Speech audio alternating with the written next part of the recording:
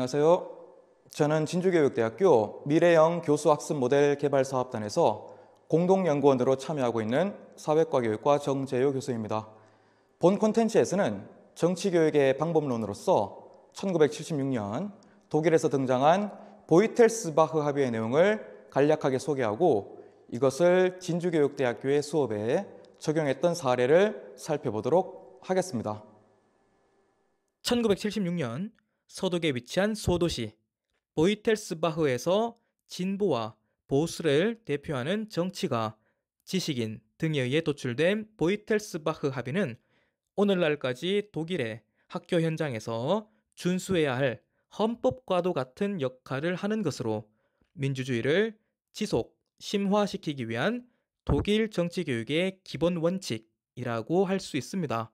이는 최근 우리 학계에서도 민주시민 교육을 위한 방법론의 차원에서 연구되고 있는 주제이기도 합니다.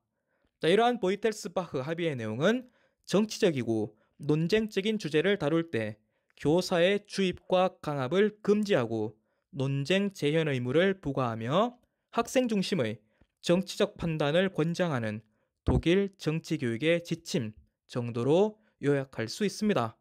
물론 이것은 교육 이론적 측면에서 보자면 다소 막연하거나 추상적인 내용으로 여겨질 수도 있겠지만 어디까지나 보이텔스바흐 합의는 다원적 관점을 수용한 독일 정치교육의 최소 합의라는 것에 보다 주목할 필요가 있을 것입니다. 최소주의에 입각한 교육 원칙의 타협이었기 때문에 오히려 이 합의는 오늘의 다원주의적 질서 속에서 지속력을 가지며 독일 통일 이후에 정치교육에서도 여전히 핵심적인 원칙으로 널리 받아들여지고 있기 때문입니다. 이러한 보이텔스바흐 합의는 강제성의 금지, 논쟁성의 유지, 이해관계 인지와 정치적 행위 능력의 강화라는 세 가지 원칙으로 구성되어 있습니다. 이에 관한 내용을 간략하게 살펴보도록 하겠습니다. 우선 보이텔스바흐 합의의 제1원칙인 강제성의 금지는 어떤 수단을 사용하든 학생들에게 특정한 정치적 견해를 주입하고 이를 통해 학생의 자립적인 판단 형성을 방해하는 것은 허용되지 않는다는 원칙입니다. 바로 이 지점이 정치교육과 주입식 교육인 위교 혹은 교화를 구분하는 경계선이 됩니다. 올바른 정치교육과 잘못된 교화 사이의 한계를 설정하고 있는 강제성의 금지 원칙은 교과 내용적 차원의 합의라기보다는 교육 방법의 합의라고 볼 수 있는데 실제로 이러한 방법론상의 원칙은 보이텔스바흐 합의의 도출 과정에서 처음부터 가장 큰 성과를 보인 것이기도 했습니다. 학생들을 정신적으로 미성숙한 훈육 대상으로 보아서는 안 되며 주체적 인지와 사유 능력을 갖춘 존엄한 인격체로 대하자는 내용이었기에 정치교육 원칙의 정립 과정에서도 가장 우선적으로 합의를 이루었던 것입니다. 다음으로 보이텔스바흐 합의의 핵심 내용이라고 할 수 있는 제2원칙인 논쟁성의 유지 원칙은 학문과 정치 영역에서 논쟁적인 사안은 학교의 수업 과정에서도 소개되고 학생들에 의해 비판적인 분석과 토론이 가능해야 한다는 것입니다. 이러한 논쟁성의 유지 원칙은 앞서 살펴본 보이텔스바흐 합의의 제1원칙인 강제성의 금지 원칙에 대한 자연스러운 귀결이기도 합니다. 다양한 논점들에 대한 상호 토론의 과정이 학교 현장에서 배제되거나 대안적 사유의 가능성이 사라진다면 특정 이념을 의식화하는 교화의 길로 갈 수 있기 때문입니다. 바꾸어 말하면 정치교육에서 강제성의 금지라는 방법론상의 원칙은 정치 사회적인 쟁점 사안에 대해 학생들이 자유롭게 토론하고 논쟁할 수 있을 때 비로소 그 실질성을 담보할 수 있게 된다는 것입니다. 다른 한편 논쟁성의 유지 원칙은 논쟁적인 주제를 실제의 교육 현장에서 원활하게 도입, 적용시킬 수 있는 교사의 역량에 관한 테마로도 다루어질 수 있습니다. 찬반이 명확하게 나누어지는 논쟁적인 주제로 정치 수업을 할 경우 교사가 아무리 객관적인 상태를 유지하려고 해도 교사 자신의 정치적 견해가 반영된 주관적인 요소가 개입될 수밖에 없기 때문입니다. 자, 그럼에도 교사는 논쟁 수업을 원활히 이끌어 나가기 위해 학생들에게 자유로운 발언을 보장하면서 논쟁적인 주제를 서로 다른 측면에서 논의하는 방식으로 수업을 유도할 필요가 있습니다. 서로 대립되거나 모순되는 진술이나 주장, 요구와 판단을 접하게 되어야 비로소 진정한 의미를 지닌 정치 교육에 도달할 수 있기 때문에 학생들의 고유한 정치 사회적 출신 배경으로 인하여 그들에게 낯선 입장과 대안을 특별히 부각시켜 줄 필요가 있는 것입니다. 강제성의 금지와 논쟁성의 유지를 잇는 보이텔스바흐 합의의 세 번째 원칙은 이해관계 인지와 정치적 행위 능력의 강화입니다. 정치적 주체성을 지닌 학생들을 길러내는 것이 정치교육의 본령이라면 정치교육의 내용 또한 학습자의 이익을 증진시킬 수 있는 행위 가능성과 연관되어야 한다는 원칙이라 할 수 있습니다. 즉, 학생들이 정치적 상황과 자신의 이해관계를 인지하면서 주체적인 의사표명을 할 수 있도록 안내하는 정치교육이 필요하다는 것입니다. 그런 의미에서 이 원칙은 행위 역량 원칙 혹은 자기 관심의 정치적 연관성 및 영향력 확보의 원칙이라고도 불립니다. 그런데 보이텔스바흐 합의의 제3원칙과 관련하여 끊임없이 제기되는 비판은 동원칙을 정치교육에 적용했을 때 이해관계의 인지 과정에서 개인의 이익을 강조하는 것과 정치교육의 목표인 공동의 이익이 충돌할 수 있다는 것입니다. 즉, 이해관계 인지와 정치적 행위 능력의 강화는 지나친 개인주의에 함몰된 사고에 불과하며 그것이 공동체를 전제로 한 정치교육의 본질에 부합되기 어렵다는 비판입니다.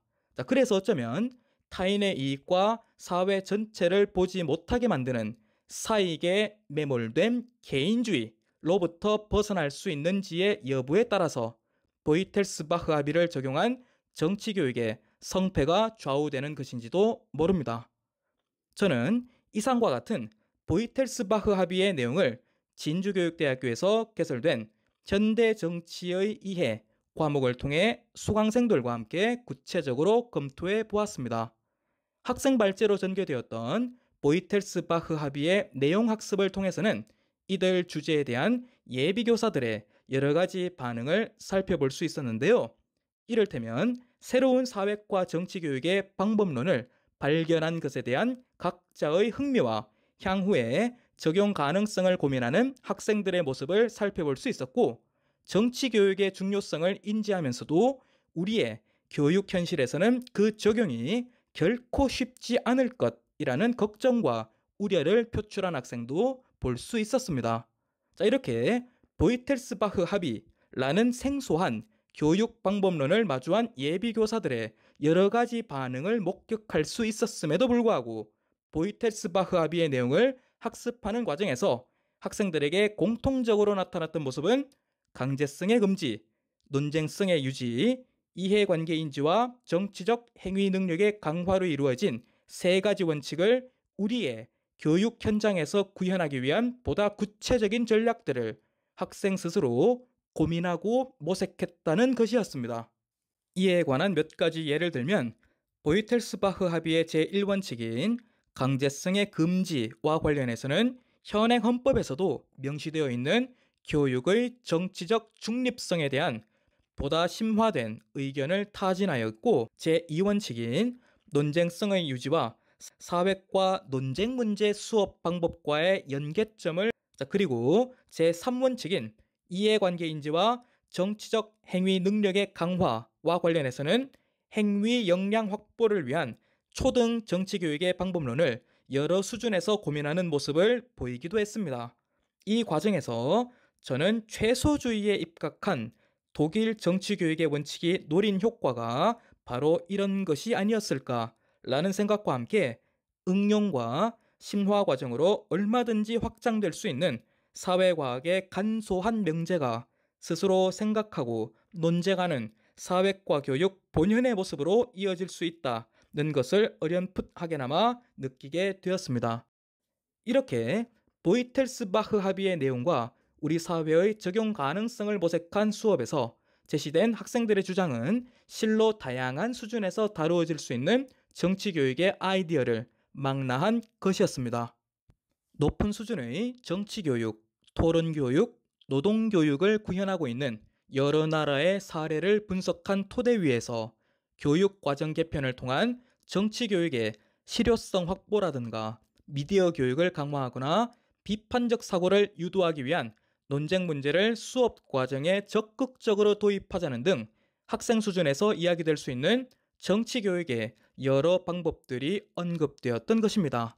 이러한 모습은 우리 사회 전반에 만연해 있는 정치 교육에 대한 불신에도 불구하고 섬세하게 기획된 교육 프로그램과 이를 원활하게 수행할 수 있는 교사들의 역량에 따라 정치 교육의 활성화와 학교 교육에 대한 사회적 신뢰가 얼마든지 구축될 수 있다는 것을 시사해주고 있다고 생각합니다.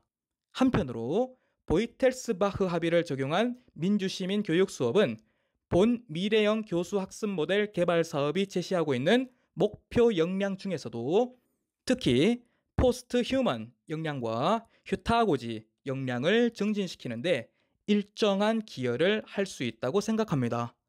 강제성의 금지, 논쟁성의 유지, 이해관계 인지와 정치적 행위 능력의 강화로 이루어진 단순한 원칙의 제시가 우리 사회의 정치 교육을 활성화하기 위한 여러 수준의 방안을 스스로 모색하는 단계로까지 연결된 것은 인간 고유의 역할 교육에 관한 포스트 휴먼 역량과 자기결정적 학습 운영에 관한 휴타고지 역량과의 폭넓은 접점이 존재한다고 생각되어지기 때문입니다.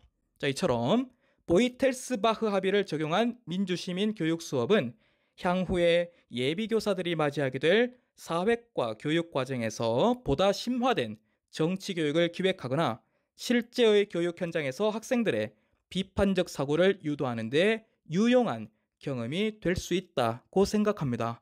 물론 보이텔스바흐 합의에 대한 학계의 관심과 관련된 연구 성과는 여전히 미흡한 편이지만 점진적이고 꾸준한 미래형 정치 교육의 탐색과 적용 과정을 통해서 한국형 보이텔스바흐 합의의 내용이 도출될 수 있을 것으로 기대해 봅니다.